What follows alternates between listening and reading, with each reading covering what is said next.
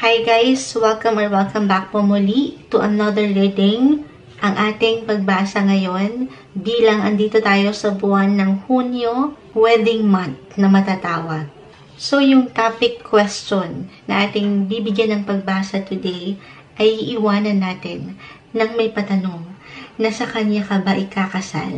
Para po ito sa mga couples or in a relationship. Ayan, tatagal ba kayo pero hindi ikakasal?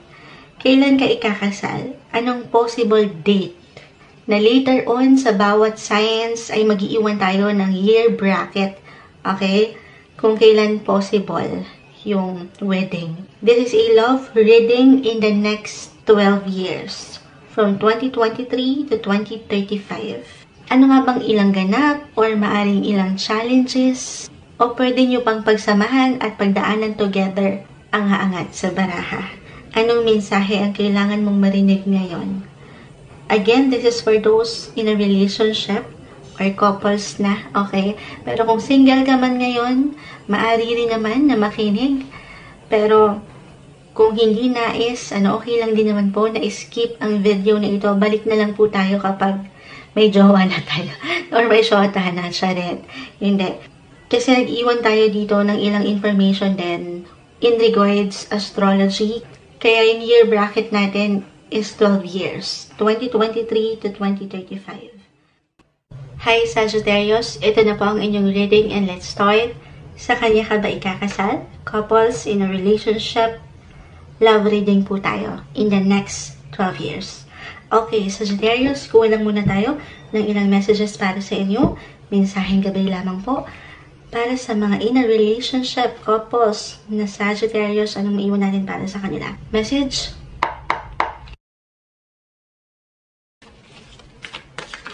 Okay, may umangat. The Queen of Swords, reverse at the center of your cards. Add off lang po tayo pa ng iba.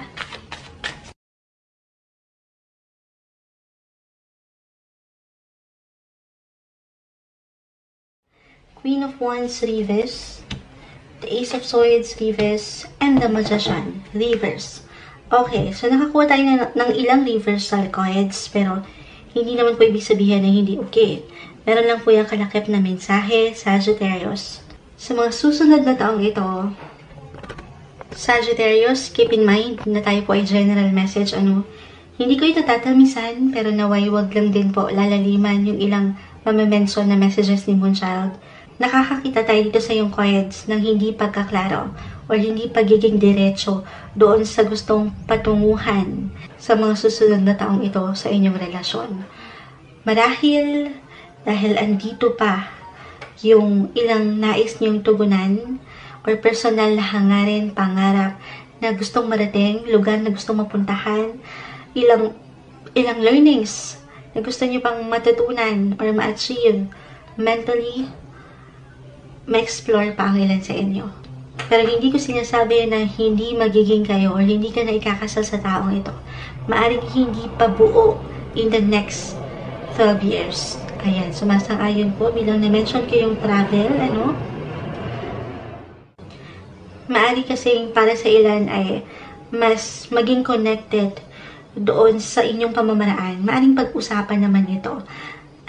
Bibigyan muna ng sapat na pagpaplano itong gusto nyong marating sa inyong relasyon. And actually, yung ilang pwede nyong maramdaman ay yung ilang pagbabago rin. Maaring more on the intellectual ito. Yung inyong mindset. Mas magiging malalim, mas ma-explore kayo na makamit yung totoo or malaman yung totoo. Meron kayong isipin. Yan nga parang pagdating sa love, parang ito na yung last resort nyo na iisipin in the next 12 years. Parang meron kayong gusto munang i-priority bago itong kasal. Kung hindi tayong magiging practical, At meron pa kayong gustong i-gather na ilang, sabi ko nga, yung lessons or information. At kaya naman itong ilang personal na interest nyo ay maaaring maibaling dito sa ilang sektor ng buhay. Para rin sa relasyon nyo, marahil, kaakibat nito yung kayo.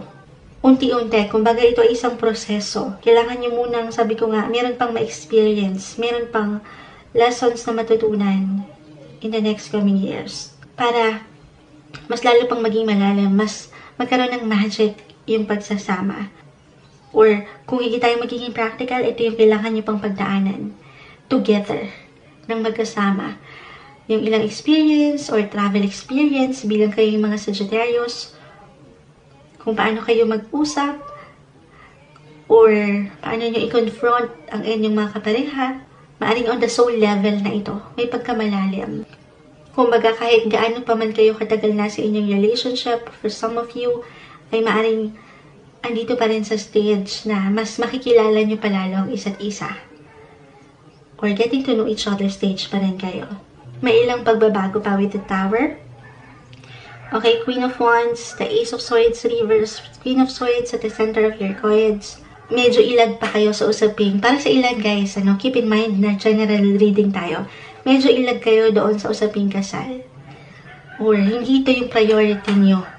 Or pwedeng, kumbaga, naisip nyo maging prioridad sa mga susunod na taong ito. Pero hindi imposible kasi the Tower card, that indicates unpredictable events or decision, option, choices na pwede nyong gawin. Maaring agad-agad, biglang lumutang na lang yung ilang, sabi ko nga, lessons or realizations na ito na siguro yung time sa mga susunod na taong ito. Hindi ka na pakakawalan. So, dalawa lang yun. Medyo 50-50 ako sa inyo guys, to be honest.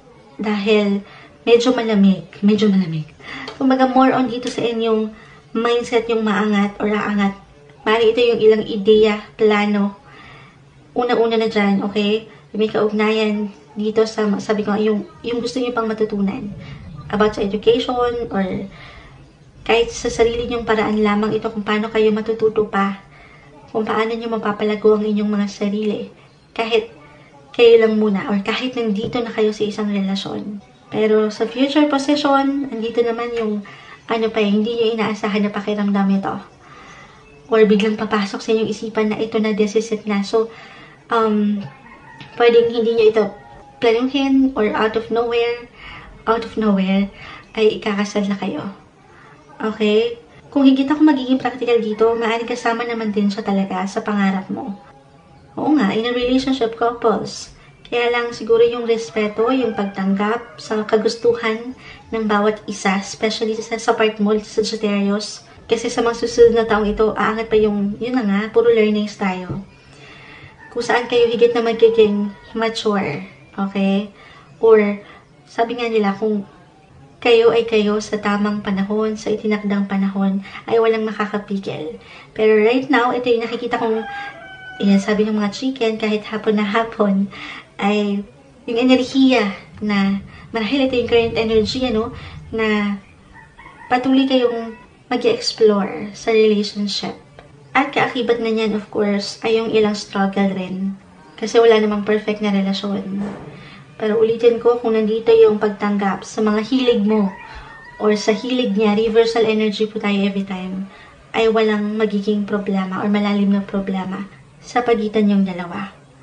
Maaring unti-unti kasi the Magician reverse, meron pa kayong kukumpletuhin, especially kung mga bata pa kayo, meron pa kayong ilang tools or kasangkapan na nais ayusin bago ang kasal na napakaganda. Kasi merong pagpaplano dito. Merong pag-iisip. Maaaring pang ibabawan kayo ng inyong mga mindset. Okay? Kung sasagutin ko, to be honest, 50-50. Pero walang imposible kung kakapit kayo hanggang dulo. Sagittarius, kuha tayo ng ilang, final advice para sa inyo. Okay. Uy. Alam nyo, kanina pa umangat itong si Darilio. Kung kayo nakapakinig sa ilang naunang signs, ayan, yung Darilio, yung ikaw mismo. At kung matatanggap nyo ang bawat isa, kasi sa mga susunod na taong ito, maaaring umangat pa yung Darilio. Kung aangat yung respeto, yung pagtanggap, ay walang imposible na kayo. Eternal embrace. Kung yayakapin nyo yung pagkakaiba ng bawat isa. Ayan. Maaaring kayo pa rin hanggang dulo. And intimacy. So, andito pa rin yung intimate, yung love, yung connection. Okay, so ito na. Mag-share ako ng ilang year bracket kung saan ay higit na mag-highlight or magbibigay diin ng iyong buhay relasyon, pag-ibig at pamilya. Please be reminded that this is not an assurance. Kakarampot lamang po ito na impormasyon. Napakalawak po ng astrolohiya. Isa pa, I can see your whole chart from here because we all have our own different unique chart when it comes to astrology. Pero atin na lamang sinilip ito ng bahagya mula sa planetary transits or movement ng ilang planeta in the next 12 years. Kung hindi ka man mismong ikasal, Sagittarius, sa mention kong taon, then maaaring ito ay mag-reflect sa ilang miyembro ng pamilya or malapit sa iyong puso. At kung hindi man ito yung taon na ikaw ay makapag-asawa or totally ay ikakasal sa may dambana, then probably sa mga taong ito na aking mababanggit ay merong isang tao na aangat o tatatak sa'yo at matatawag mong true love or soulmate. And it can actually be in the form of a friend or a lover.